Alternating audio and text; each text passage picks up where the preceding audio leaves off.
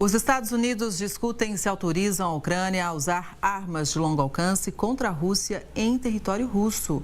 O primeiro-ministro britânico vai abordar esse assunto com o presidente Biden. O Reino Unido e a França apoiam o uso desse tipo de arma, mas esperam uma autorização oficial dos Estados Unidos. E segundo a imprensa americana, o presidente Biden está disposto a autorizar, mas nenhuma decisão foi anunciada.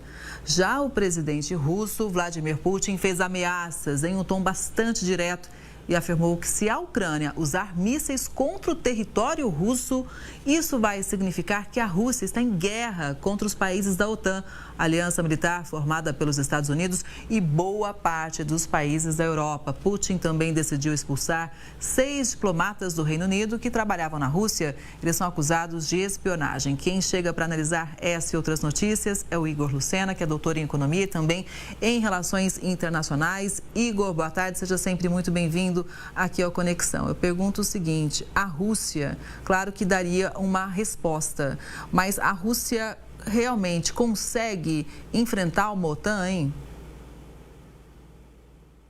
Olá, Kelly, boa tarde, é um prazer estar aqui com vocês.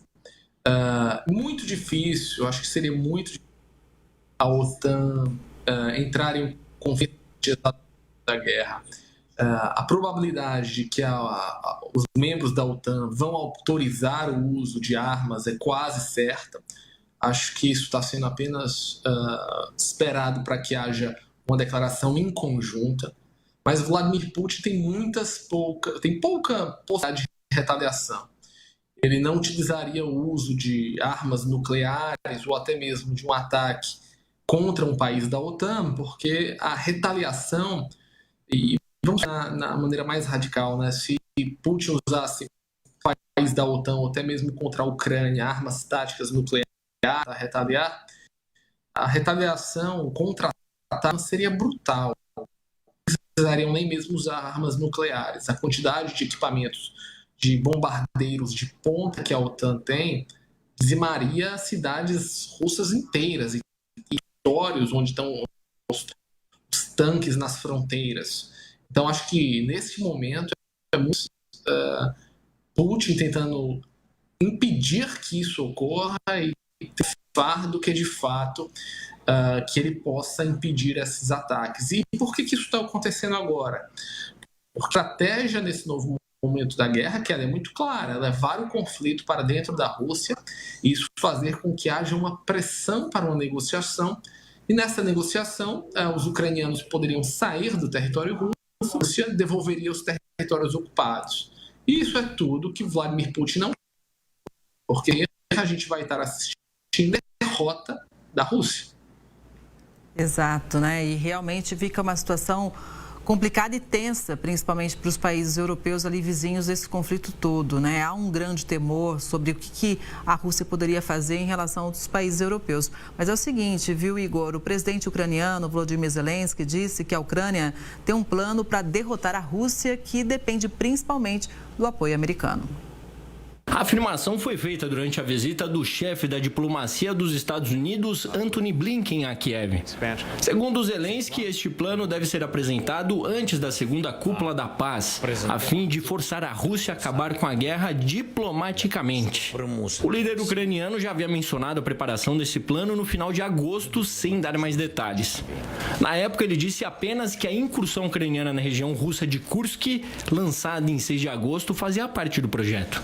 As declarações de Zelensky acontecem 2 meses antes das eleições presidenciais nos Estados Unidos, o que pode representar um desafio para a Ucrânia dependendo do resultado. Os republicanos estão divididos sobre a Ucrânia e o apoio norte-americano ao país. Caso Donald Trump retorne à Casa Branca, a política externa de Washington pode mudar radicalmente. Assessores de Trump sugeriram que, se o magnata vencer, ele usará a ajuda a Kiev para forçar a Ucrânia a fazer concessões territoriais à Rússia e encerrar a guerra que começou quando Moscou invadiu o território ucraniano. Durante a visita a Kiev, o secretário de Estado americano anunciou o equivalente a 4 bilhões de reais em nova assistência econômica e humanitária, enquanto o chanceler do Reino Unido disse que o país vai enviar centenas de mísseis de defesa aérea adicionais, dezenas de milhares de munições de artilharia e mais veículos blindados para a Ucrânia até o final do ano.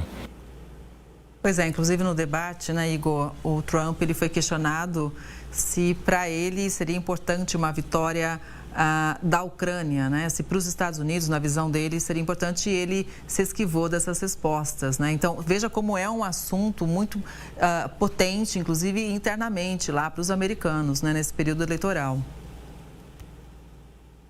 Não só para os americanos, Kelly, mas também para os europeus. Quando a gente fala desses recursos militares e financeiros que estão sendo colocados à Ucrânia, isso não é uma ajuda como se espécie uma doação ou uma questão de bom samaritanismo, muito pelo contrário.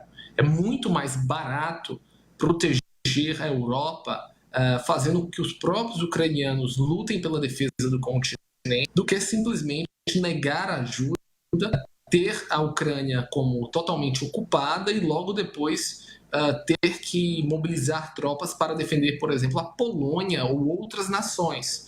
É muito claro que nós estamos assistindo no último ano, os Estados Unidos teriam que até mesmo colocar tropas na Europa. Então, acho que a visão de Donald Trump é bastante errática. A manutenção da ajuda para a Ucrânia hoje é cara, é custosa, sim, mas é muito mais barata e muito mais lógica do que deixar os ucranianos à própria sorte e ter que, daqui 1 ou 2 anos, ter que defender a Europa com um continente repetindo o que nós assistimos durante a Segunda Guerra Mundial. Então, acho que o ponto vai ser abordado ao longo da campanha americana e Kamala Harris se mantém positiva em relação a isso quando afirma o apoio aos Volodymyr Zelensky e dos Estados Unidos dentro desse contexto. Pois é, inclusive tem informação chegando sobre as eleições americanas.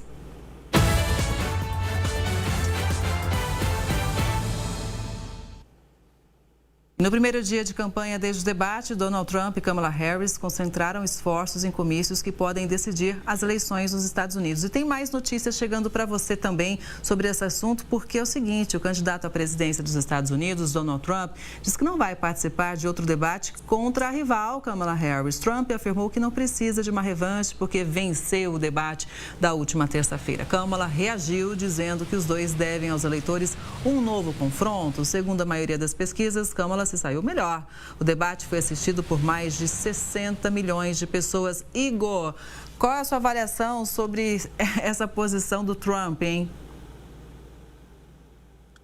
Olha, Kelly, o debate, para quem é partidário de um outro, vão dizer que venceram. Mas, do meu ponto de vista, Trump ficou 0, Kamala ganhou 1 ponto. Em vários aspectos, perguntas e respostas, ela se surpreendeu. E surpreendeu também quem estava assistindo e não esperava tanto dela. Ela não tem um histórico de boas falas e conseguiu surpreender.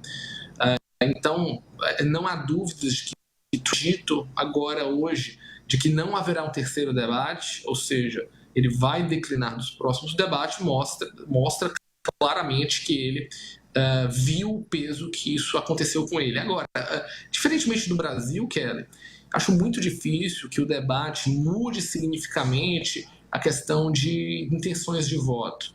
A grande maioria dos analistas internacionais, e eu me incluo neles, acredita que se isso mudar meio ponto ou 1 ponto é muita coisa. E, obviamente, isso numa escala nacional. E como os Estados Unidos está focado, principalmente Trump, nos chamados swing states, isso não vai ter tanta diferença. Porém, Trump quer diminuir todo tipo de... Eles acreditam que, apesar das pesquisas, eles ainda têm alguma vantagem que vai aparecer no dia da eleição, principalmente pelos eleitores dos rincões dos Estados Unidos.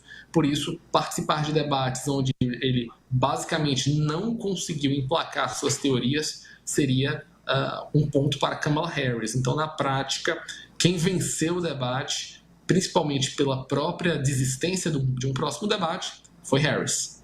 Pois é, e a gente vai seguir sempre analisando e contando com você, Igor. Muito obrigada, viu? Uma boa tarde e até a próxima. Boa tarde, bom final de semana a todos.